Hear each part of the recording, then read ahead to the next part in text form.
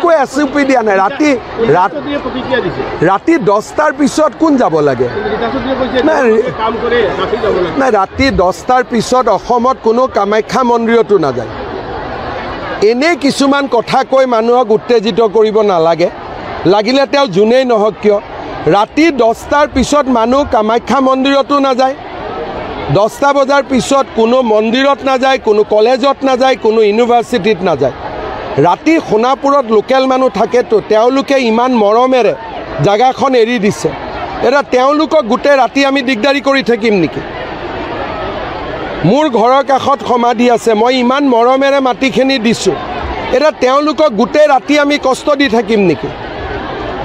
গতিকে এইটোতো মানুহে বুজিব লাগিব যে তাত কাষত ওচৰ চুবুৰীয়াও আছে এনে আৰু মানুহক উত্তেজিত কৰিব খুজিলেইতো নহ'ব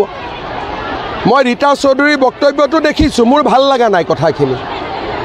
কাৰণ তেওঁ আকৌ কৈছে ইয়াৰ পৰা মানসিক বেয়া হ'ব ৰাস্তাত নামি আহিব তাৰমানে ইনডাইৰেক্টলি মানুহক উত্তেজিত কৰি আছে আৰু আমি উত্তেজিত কৰিব বিচৰা সকলোৰে বিৰুদ্ধে চৰকাৰ কঠোৰ হ'ব ৰাতিপুৱা 6টাৰ পৰা 10টা ইমান সময় আছে আৰু সময় লাগিব মানুহ প্লেনেটৰিয়ামত নাযায় ইউনিভাৰ্চিটিত নাযায় সায়েন্স মিউজিয়ামত নাযায় কামাখ্যা মন্দিৰত নাযায় ৰাতি 10টাৰ পিছত কোন যাব তাৰ ওচৰ চুবুৰীয়া ল'ৰাবিলাকে পঢ়িব নালাগিব সিহঁতি কি পঢ়া শুনা কৰিব নালাগিব সিহঁতৰোতো এটা জীৱন আছে যোনে মাটিখিনি মৰমত দিলে গতিকে চৰকাৰে উত্তেজিত কৰিব পৰা শক্তিবিলাকৰ বিৰুদ্ধে কঠোৰ হ'ব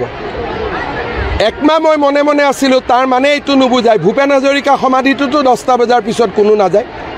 এইবিলাক অসমত কি নতুন নতুন নিয়ম আৰম্ভ কৰিব খুজিছে জুবিনে জীয়াই থাকোঁতেতো কেতিয়াও কোৱা নাছিল যে ভূপেন হাজৰিকাৰ সমাধিটো ৰাতি 10টাৰ পিছত মুকলি কৰি দিয়ক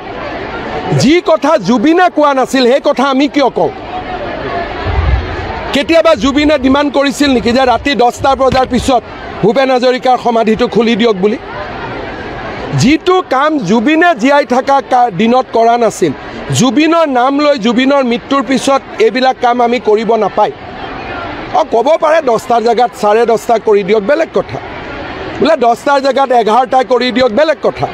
কিন্তু এইবিলাক কি কথা নতুন ল'ৰা উত্তেজিত হৈ যাব নতুন ল'ৰাৰ আৰু বেলেগ কাম নাই উত্তেজিত হ'ব নিজৰ অসমত নিজে উত্তেজিত হ'ব অসমখন তেওঁলোকৰ জন্মভূমি নহয় নতুন ল'ৰাৰ অসমখন মাতৃভূমি নহয় নতুন ল'ৰাই মোতকৈ অসমক বেছি ভাল পায় সেইকাৰণে অসমত আজিলৈকে এটাও গণ্ডগোল হোৱা নাই